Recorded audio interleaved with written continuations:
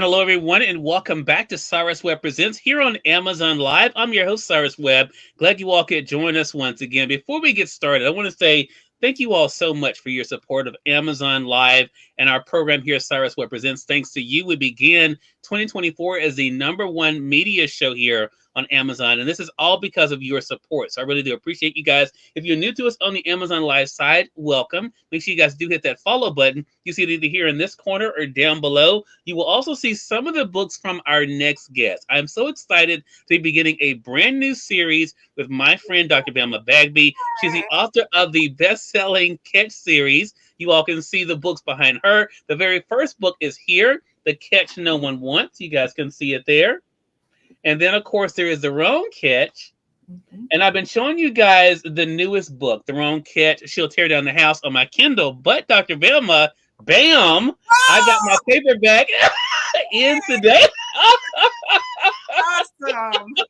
So I have my paperback. I love my paperback. I had the Kindle edition, but I was so glad to get my paperback in the mail. You can get all three of them here on Amazon. We're going to talk to Dr. Velma briefly about the success of the series, but also, of course, we're going to be drilling down on how it all began, really taking you guys into how it all started with this book, The Catch No One Wants. Hello to you, Ellen Sutters. Good to be able to see you over there on the Facebook side. Also, we have Miss Queenie joining us as well. Enjoy the two of you together talking about the color purple. I saw you guys on your program on IG, so congratulations to the two of you. But Dr. Velma, welcome back to the broadcast. Thank you, Cyrus. I'm glad to be back. I'm looking forward to your questions because I know you come prepared.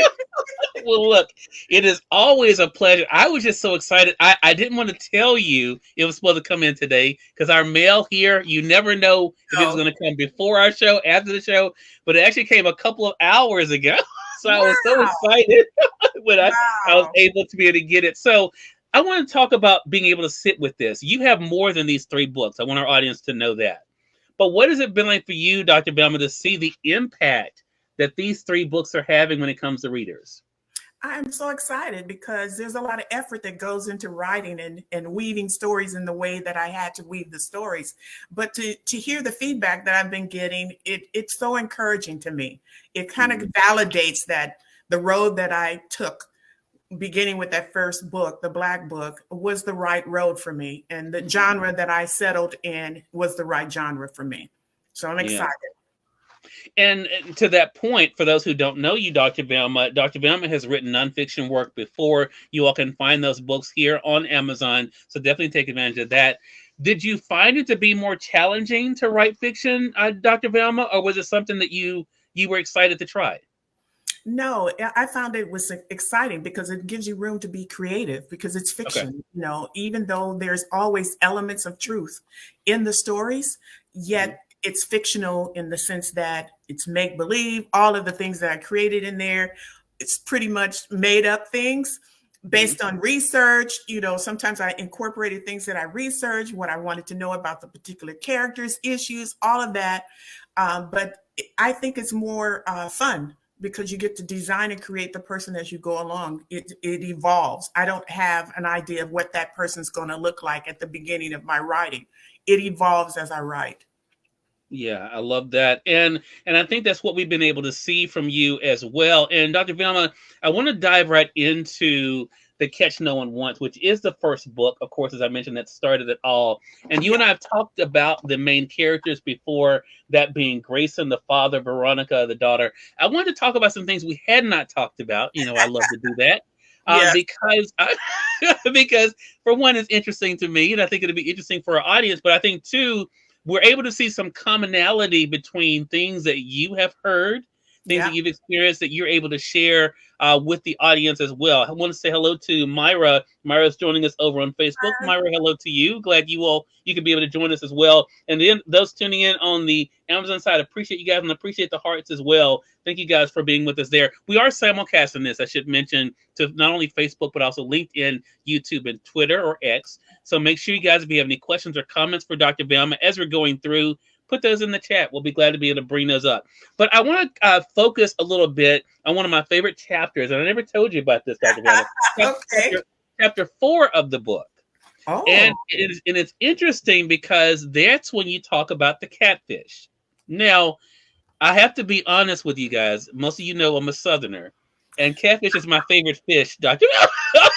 That's what I'm having treating myself to this weekend. I'll tell you, I was treating the family Yeah, to dinner. We're going to yeah, be having seafood. I love my catfish, but there are some interesting things that you say, and we want to dive into this chapter. But I want to talk about how you made the decision about describing the men as fish. For those who are new to the series, yeah. explain them how you did that in the first book.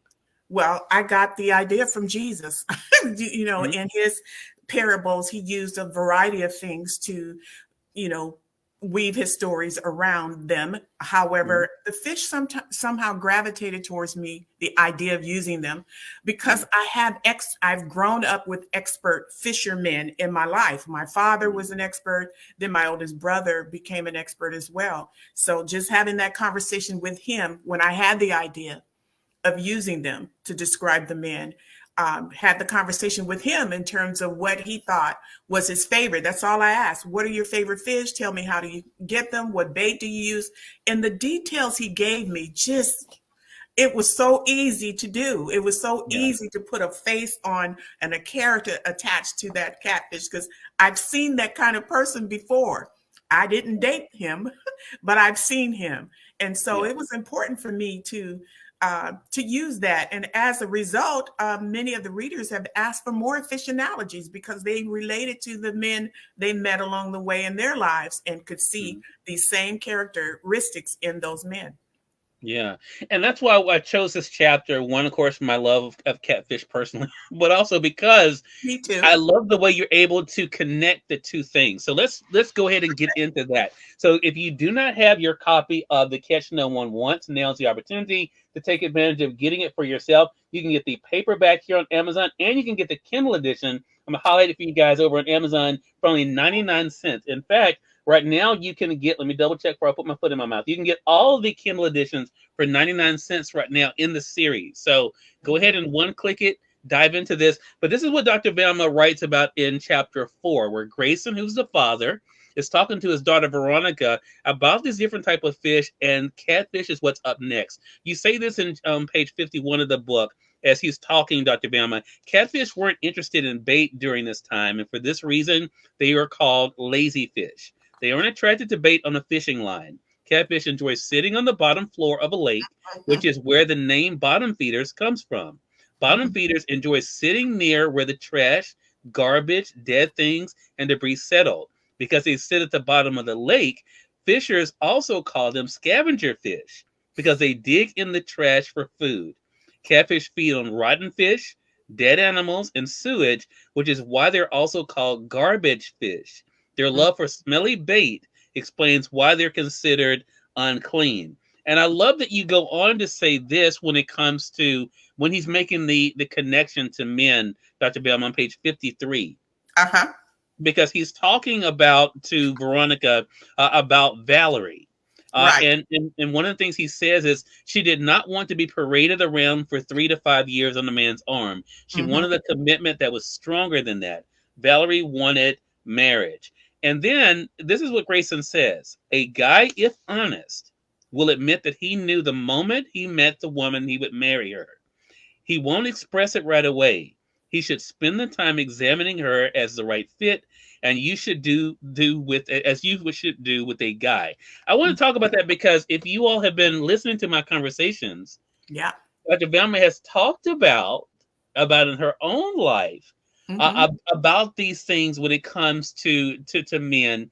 What was it like for you to teach that lesson, Dr. Velma, to Veronica through Grayson about what not only should she be wanting in a man, but what a man should be wanting in her? And understanding the process, because a Mhm. lot of conversation has taken place around women being too forceful Mhm. and pushy, when we know that the word says the man findeth the wife. When a man finds a wife, he finds a good thing. And so it was important for her to understand these principles from her father, because she had gotten into a habit of taking the wrong approach, and she was trying to rush through men to try to find someone to marry. So I thought it was an important point to make right there. Yeah. I showed the new book, Dr. Velma, because Angela says, I'm loving the blue cover. She's talking about the woman. So I wanted to show it so she can see I had mine too. Hello to you, Wendy. Good to be able to see you as well. Thank you for joining us on the Facebook side as well. And that is the great thing. And I love the connection. So I think this goes to a bigger point, Dr. Velma, when it comes to this book, because yes, this is fiction, right? Yes. Mm-hmm. But as you and I have talked about before, it is also the truth. Yes. So talk to us about what that conversation has been like for people enjoying the stories you're telling, but the real conversations they're starting to have with themselves about these characters. Oh, it's very real because I gave an example. I'm not sure if you and I talked about it, of a receptionist at my doctor's office who shared with me. She read the book, really loved it, shared with me the situation with a friend who was in a toxic relationship. And I said, why don't you give her the book? I said, ask her to read the story of the pufferfish so that might help her. And sure, as a result, she gave her the book. And even though the friends had been talking to her for a long time, trying to convince her to get out of that relationship, it was after she read the story of the pufferfish and could see herself in that story, did she get out of that relationship. So to me, Cyrus, that's real. There's truth in there, yes, but weaving the stories allows that person to discover what they need to discover themselves. And so it's not forceful, it's entertaining, but at the same time, it's educational as well. Yeah. And hello to you, Latanya. Good to be able to see you. She's joining us on the Facebook side. She says hello. And Miss Queenie says she has hers too. So Is that the new book? Yeah, the new. And Ellen says blue of any kind is my favorite color, although I'm a May baby, supposed to be emerald. I love blue too, Ellen. So you can't have blue. Stick with emerald. Stick with emerald unless you. Well, blue was my mom's favorite color. Oh yeah. Wendy says they will definitely see themselves. Appreciate you all being with us again. If you have any questions or comments for Dr. Velma and myself, make sure you guys put those in the comments. And that's why, again, this book, I think, was a great start to this series because we're able to see a real evolution of Veronica. But I want to also say, Dr. Velma, even though Grayson is the one taking the lead, we see a real evolution in Grayson too. Yeah. And in his realizing he's not just a father. Right. He's someone who's genuinely trying to help, someone. It just happens to be his daughter, of course. Talk to us about that balance, because it's not always easy for parents to have these kind of conversations, especially in 2023. It's not very easy for parents to have them, and it's not very easy for children to listen. So what was that like for you to show that dynamic? Because I had that experience when I wrote that first book. That was my capturing the conversations I had with my adult daughters about men. We decided to do this deep dive and agreed to be honest and with each other. And I had to agree to hear some things I did not know about that probably would not have settled very well had I heard it before that experience. But we made that agreement to just be honest and open. And so when we had that conversation, it reminded me of that moment with my own daughters, where I had to grit my teeth when I heard something I really did not like, but I had to hear it in order for us to move those conversations forward. And so I saw that in Grayson's opportunity to show some grace to his own daughters, so that how else can they learn? How else can they know if you shut down because you heard something you didn't want to hear? That's showing grace to even your kids. Even when I had the conversations with my daughters, I had to show grace because we were at a point where I could help them move forward, or I could shut down because of what I just heard. And I chose to listen and be engaged with them. Yeah. So that leads us to another thing you and I've never talked about, Dr. Velma, and that is the letter in the book. You didn't. Yeah. We've never talked about the letter. I want to talk about the letter because that's the reason why I kind of teed up that question, because again, some of these things are hard conversations to have, right? And we may laugh about it as we're doing with the book. We may, but these are real situations, right? Yeah, real. And so talk about, before I read what I want to read from the letter, how did you come to the decision for Grayson to write a letter to his daughter? I just wanted that to be a moment. I just wanted people to see that moment that a father had to make sure he was encouraging and assuring his daughter that she may have gotten it wrong for a minute, but he was there for her to ensure that she worked her way out of it and can find her way to what she needed, because he had two other kids. They were already married, and he's a pastor of a church where he's teaching singles ministry. So she's gone through that too. So she's aware of what her father knows. But it was him showing grace and love towards his daughter, which is what we receive through our faith from God. And so it was important to show that it's possible for us to do that. We just have to put our feelings aside and do what's necessary. Exactly. So let's get into it. It's in chapter 8 of the book, The Catch No One Wants. For those who are just coming in, welcome to you guys. You all are watching Cyrus Webb Presents here on Amazon Live, but we are simulcasting on Facebook, LinkedIn, YouTube, Twitter. We're talking to best-selling author Dr. Velma Bagby today about her Catch series. I have all of my books right here, but we're focusing on The Catch No One Wants today, and this is part of a series that we're doing here on Amazon Live, where we're going to be going book by book. This week, it is the first book. Next week, if you guys join us, we'll be talking about The Wrong Catch. And then after that, the newest book, The Wrong Catch, Shall Appear in the House. And then we'll be wrapping it up, bringing you guys into the conversation, talking about the whole series. So we'll be inviting your questions and comments as well. But in chapter 8, this is the part of the letter that really got me. Because it was a father talking to his daughter, but it also, to me, could have been, an older brother talking to his sister, or someone who's kind of been seeing someone kind of, may have been losing their way. This is what Grayson says in there: called to be your protector. I will help you with this process using a loving approach. I want to come back to that. I love you more than you know, and it will bring me joy to see you and your husband walk down the aisle with my blessing. I am in this with you, my daughter, and I promise to help you fall in love the way God intends. Yeah. That is a part of the letter to me that is so interesting, because for one, it's Grayson acknowledging what he has to do. Have that loving approach and not be critical, as some parents are accused of being, judgmental, as some parents are accused of being, because, they have their thoughts. Talk to us about why that was important for you to make sure that Grayson let her know that he was going to be in this with her, and also be that person she could count on. Because I wanted it to be presented there, because it doesn't matter where you're struggling at in your journey. There is always someone in your life, whether it's a father or someone else who cares deeply about you, that can keep you encouraged and inspire you despite whatever shortcomings you had to experience, downfalls that you had. And I thought that piece was so important, because we all have them. I had to have somebody to encourage me in a moment of my life where it was not going very well.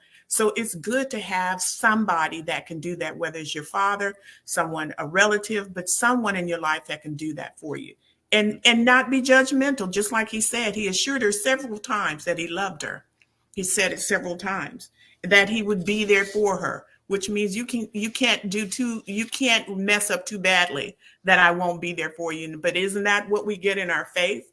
That we can't go too far down in the depths of despair, that God is not able to reach and get us and still love us. And so we get that every day. Yeah. Wendy says her father was very calm, and it took his time explaining the different scenarios. Very true. But I do love the fact that he did have to catch himself along the way too, to make sure that he was doing it the right way. Dr. Velma, I want to talk to you about something that's personal that we have not discussed. I can tell that expression. Where are you going? Look, my mom says when I do this smirk, she says I remind her of my father. Oh, wow. So okay, sit up straight. So I want you to share with our audience, for those who don't know, it's going to tie in. I'm not even going to tell you what to say, but I want you to share with them your experience with your husband, what you were thinking of, and who you were able to find, and then I'll go into the last part I want to talk about. What was I thinking of in terms of my husband, you said? Yeah, about who you wanted to marry and who you were expecting to marry. Oh, are you talking about my list? Yes. I was 16 in 10th grade when our Bible study teacher told us to create a husband to be prayer list. And I talk about that a lot now too, because I had to learn some things about that list I didn't know at 16. But when I wrote this list at the time in the San Francisco Bay Area, our high school basketball team was number one in the area. And most of them had bowed legs. So of course I put on my list, God, please send me a man with bowed legs. I asked for a certain height. I think I said 6'2", 6'0", something like that. And that was on the top of my list, along with other things that I wanted to have. But God has a sense of humor, especially when you asked him to help you discover that person, because I joke about the fact that many times at church now, because my husband is a pastor, I would hold, when we're in a prayer circle and I'm holding my husband's hand, I look down occasionally because I have a little chuckle with God again, going, God, you're so funny. You have a sense of humor. I'm looking down at my husband's feet. No bowed legs down there, just slewed feet. I said, but you knew who I needed, and I'm grateful for it. So that's the joke about the husband to be prayer list. It was a 16-year-old's list. Yeah, and the reason, this is another part of the book you and I have not discussed before. Ellen says, not Dr. Velma having a list, because this is what Veronica realized, and I thought about that when I was prepping for this segment about this book. Yeah. When she is speaking to the congregation, this is what Veronica says to them. It turns out his physical height didn't matter, because the man I married gets taller and taller every day. Not physically, but in his character, respect, love, and caring concern for me. He grows taller from the way he treats me as his wife. So I wanted to ask you, Dr. Velma, what do you want our audience to remember about that? Because there is the idea that men and women have about what they want, but how sometimes they get not only what they need, but also get it in ways they may not have expected. Because you have to be careful what you put on that list. I was 16. You should not be in your 40s and 50s trying to make a list telling God, I want him to have bowed legs. That's ridiculous. And that's the reason I get into details about the list, about not focusing on conditions. Because the legs can be bowed today and wobbly later on. You don't know. So you have to be very careful that you not focus on conditions. Because that description really describes my husband. Someone who was very quiet, someone who was very not forceful, but took his time. He took about two years before he really wanted to make an effort to court me, because even though he wrote in my yearbook on the last day of school, graduation day, to the woman who would be my wife one day. So he knew who he wanted. He wasn't ready for me yet. And so what would have happened if I forced him and made him, okay, you're saying this in my book, let's start dating. We're not dating anymore. But this is what women do now. They get so aggressive and pushy. I let it go because, again, I had goals too. And again, I encourage women to focus on their goals as well. You wouldn't be so worried about when he's going to arrive if you were busy doing what you should be doing at that time. My husband showed up 2 years later and began courting me. And we were able to get engaged that following year on my birthday. What I did not know is at the time he went to my mother. My mother was a very strong woman. You didn't mess with Elvina. She was a country girl from Ville Platte, Louisiana. And she did not play. And all of us, we respected her highly because of that. But he did go to her, and I wasn't aware of it at the time, and asked her for my hand in marriage, which I thought was the most honorable thing I could have heard of at that time. Now, that's 71, I think it was at the time. Wow. So I thought that was important. And again, assuming that, remember, Veronica, she sought men who were aggressive, men who were forceful, men who would put themselves out there faster. And sometimes guys are not like that. My husband was not like that at all. I had to wait for him to make a move because he moved slower than me. But once he did, he was sure of what he wanted. And that's what's important. And that's why I wanted to communicate that relationship between Grayson and his daughter, because it reminded me of my husband's relationship with his daughters and what he would do. And many times I would ask, in this particular case, what would you do? And so that's how I would respond in the book. And the way that you end this book sets up perfectly for our conversation for next week, Dr. Velma, because we see Veronica start off as the student in the Catch No One Wants, and by the end of the book, she's the teacher. And that sets up perfectly what we'll be discussing next week with the second book in the series, The Wrong Catch. See, I want me to line those up here. So, so that's what we're going to do. Angela says, you are so true, and I prayed and asked God to send me a husband. Hello to you, Melissa. Good to be able to see you on the Facebook side as well. Glad you could join us as well. So, Dr. Velma, a great conversation. Again, everyone, the first book in the series is The Catch No One Wants. All three are out now. You can be able to get The Catch No One Wants. You can get The Wrong Catch, and the newest book that's already an Amazon bestseller, and that is The Wrong Catch. She'll Tear Down the House. You can get all three of these, the Kindle editions, for only 99 cents, or you can get the paperbacks like I have here. I got mine through Amazon. You all can do that as well. Dr. Velma, looking forward to next week. Sherry, hello to you. Sherry Marie is joining us as well.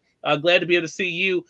Dr. Velma, looking forward to next week's conversation with The Wrong Catch. How can our viewers stay connected with you, though?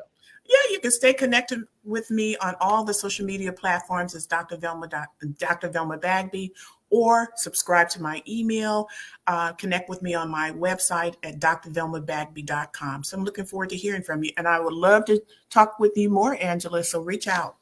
All right, there you go. Glad you all can do. Oh, Sherry asked, is it on Audible? I don't even know the answer to that. Is it on Audible? I'm working on them, having conversations now. Oh, there you go. She's having conversations about Audible. So there you go. Conversations with Audible, Sherry, it's coming. so look out for that. Dr. Velma, great conversation as always, and definitely looking forward to continuing it next week. Thank you. All right. And we thank your audience for tuning in to another great segment of Cyrus Webb Presents. Until next time, I'm Cyrus Webb saying thank you so much for being with us. We'll talk to you all soon. Take care.